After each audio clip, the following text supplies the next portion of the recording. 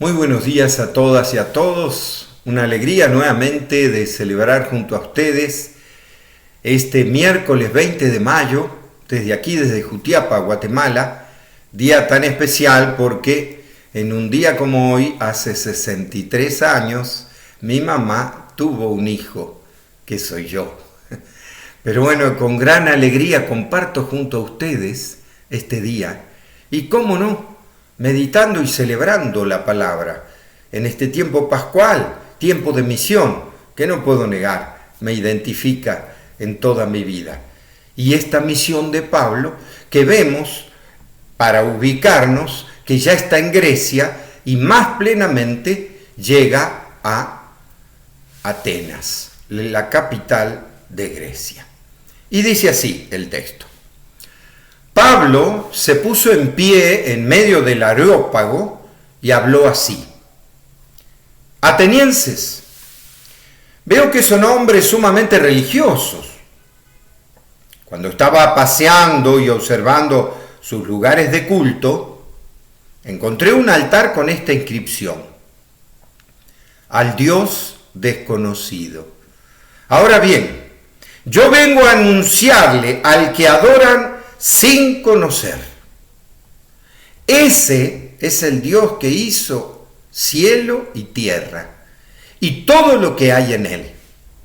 El que es Señor de cielo y tierra no habita en templos construidos por los hombres, ni pide que le sirva a manos humanas como si necesitase algo, porque Él da vida y aliento y todo a todos. De uno solo formó toda la raza humana para que poblase la superficie entera de la tierra.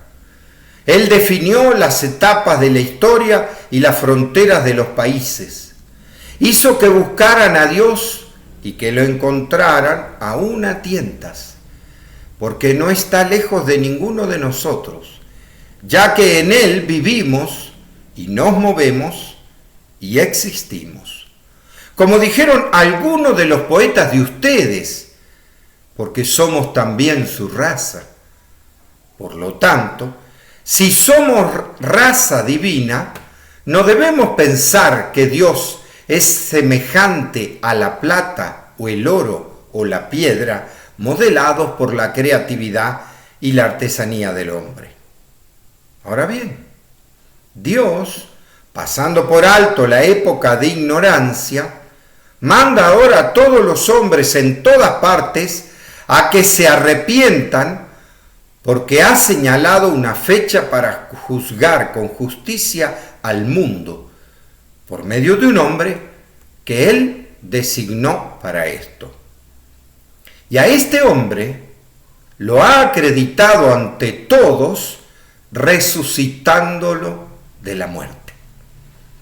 Al oír lo de la resurrección de los muertos, unos se burlaban y otros decían: en otra ocasión te escucharemos sobre este asunto. Y así Pablo abandonó la asamblea. Algunos se juntaron a él y abrazaron la fe. Entre ellos Dionisio, el Areopagita, una mujer llamada Damaris y algunos más.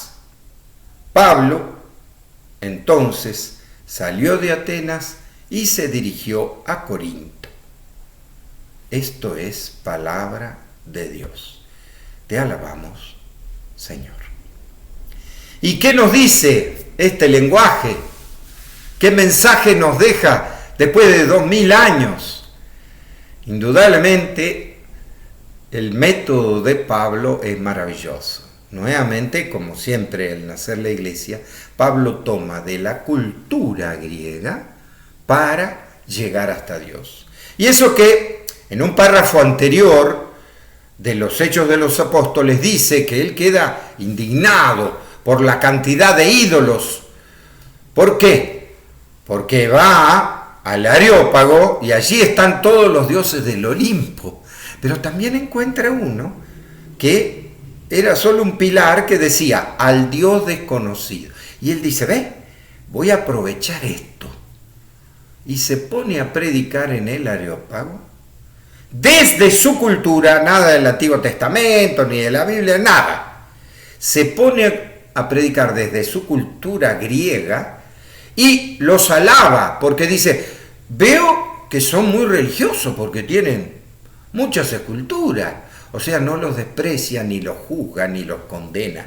Y lo que es más adelante dice, como dice un poeta de ustedes. O sea, toma nuevamente de la cultura de los griegos para traerlo justamente hasta Jesús, para hacer buena noticia del reino.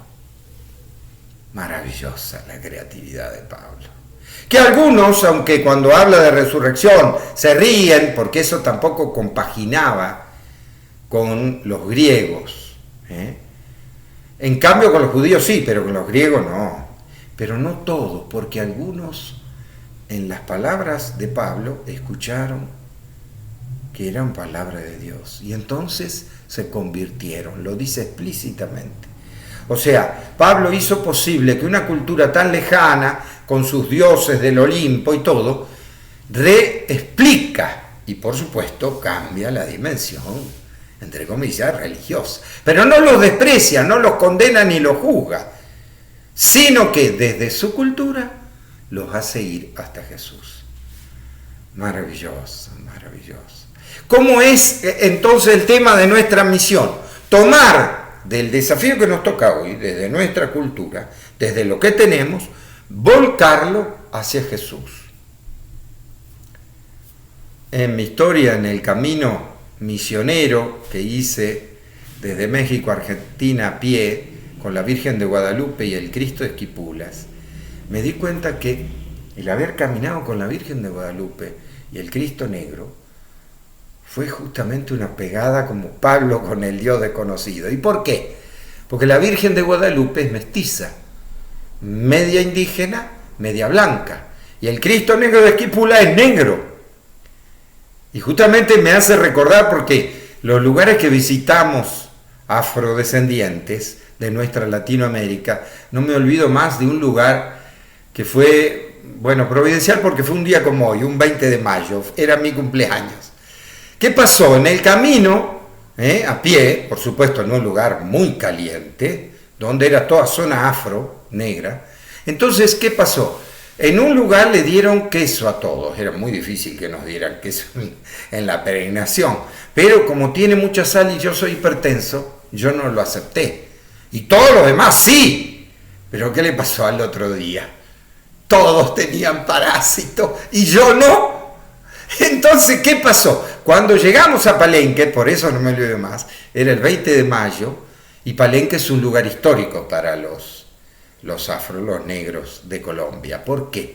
Porque habían hecho con palos, por eso se llama Palenque hasta hoy, una fortaleza a muchos kilómetros de Cartagena de Indias, que eran los negros escapados de la esclavitud, de los sembradíos de esclavos, escapaban por la selva hasta llegar a Palenque y ahí hicieron una fortaleza y eran el primer lugar en que los negros en esta Latinoamérica se sintieron liberados de la esclavitud.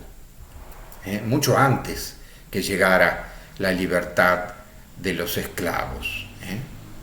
Y por eso es un lugar histórico, porque hasta hoy ellos tienen ese orgullo de ser de descendientes de africanos. ¿Y por qué lo digo todo esto? Porque todos mis compañeros estaban enfermos, lo único que tuvo que celebrar con todo y que tenía que hacer, y me hice la presentación que les acabo de hacer de ustedes, le dije que un día como hoy, hacía tantos años, mi mamá había tenido un hijo que soy yo. No terminaron de entender y se me acercó uno y me dice, padre, ¿usted está diciendo que es su día de cumpleaños? Sí, le dije, sí. Entonces se alegraron mucho y después de la misa empezaron a hacer lo que hacen los negros, a danzar. Las danzas de alegría y cantaban y bailaban.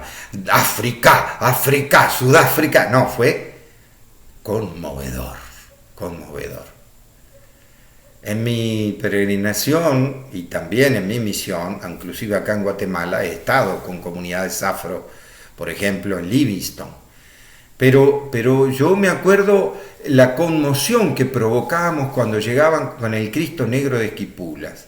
Por ejemplo en Panamá, no me olvido más, creo que era por Chiriquí, que también tiene, por supuesto, por población negra. Una vez llegamos y después de la misa con el Cristo y la Virgen, y después de la misa yo veía un niño conmovido mirando al Cristo. Fue tanta mi impresión que yo le dije, ¿qué te pasa? Y el niño, emocionado, me dijo, ¿por qué el Cristo es así? Yo me di cuenta. ¿Así cómo? Le digo. Así, me decía. Y le digo, ¿negro como vos? Sí, me dijo. Porque el Cristo es de todas las razas, es de todos los pueblos. Entonces puede haber Cristo blanco como el que está en el altar y este que nosotros traemos, que es negro como vos. Porque Cristo es de todas las razas y los pueblos. La emoción de esa criatura. Lloraba emocionado, que por supuesto me emocionó a mí también.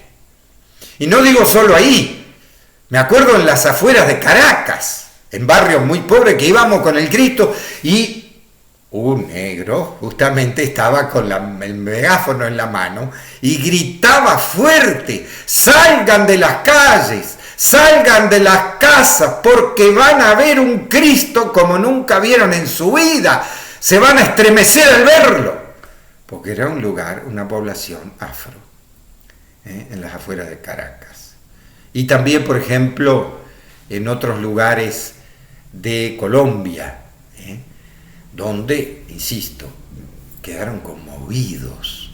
Y en tantos lugares, Perú, Brasil, comunidades afro, que son parte nuestra, fíjense. El desafío que tenemos en Latinoamérica es este: lo indígena, lo blanco y lo negro. ¿Y por qué? Porque ese es nuestro pueblo latinoamericano. Antes trajeron a los negros para que se esclavizaran y mueran acá. Y en vez de morir, se integraron a nuestra cultura. Y hoy tienen fe, como todos nosotros. Y entonces, desde allí, desde ese desafío pluricultural de etnias que tenemos en América Latina, porque también cuántos inmigrantes, por ejemplo en Argentina, españoles, italianos, sirios, alemanes, franceses, de todo. Y ese es nuestro pueblo, esa es nuestra realidad. ¿Cómo evangelizamos en este tiempo de cambio de cultura, en este tiempo de pandemia, de cuarentena? ¿Cómo nos abrimos a las culturas indígenas, afro, a nuestras culturas? Qué lindo desafío, maravilloso, que yo creo que Dios nos pone en nuestras manos. ¿Para qué? Para hacer esta misión, esta buena noticia de Jesús, para que después de esta cuarentena nos abramos a nuestros pueblos. Que Dios los bendiga en este día, en el nombre del Padre, del Hijo y del Espíritu Santo. Amén.